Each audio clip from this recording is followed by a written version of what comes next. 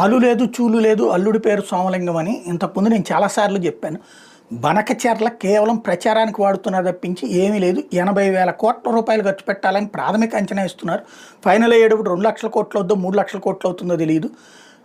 ఇది పూర్తి చేయాలంటే 5 ఏళ్ళు కాదు, 15 ఏళ్ళు 25 ఏళ్ళు పడుతుంది. కేంద్ర ప్రభుత్వం సీరియస్గా తీసుకుంటే కనుక 3-4 ఏళ్లలో మ్యాక్సిమం 7-8 ఏళ్లలో పూర్తి చేయొచ్చు. పోలవరం లాంటి దాన్ని కేంద్ర ప్రభుత్వం సీరియస్గా తీసుకుంటేనే ఇంత టైం పట్టినప్పుడు బనకచెర్ల ఇంకా చాలా పెద్ద పని చేయాలి. పోలవరంలో జస్ట్ ఒక డ్యామ్ కట్టేసేసి రిజర్వాయర్ కడితే సరిపోతుంది. దీనికి వచ్చేటప్పటికి ఎత్తిపోతలు చేయాలి, సొరంగాలు తవ్వాలా.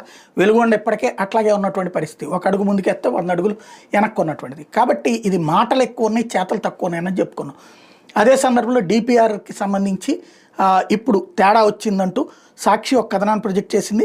ఆంధ్రప్రదేశ్ ప్రభుత్వం ప్రతిపాదించిన గోదావరి బనకచెర్ల ప్రాజెక్టుపై కేంద్ర పర్యావరణ, అటవీ, వాతావరణ మార్పు మంత్రిత్వ శాఖ కీలక నిర్ణయం తీసుకుంది. ఈ ప్రాజెక్టుకు సంబంధించి పర్యావరణ ప్రభావ అంచనా అధ్యయనం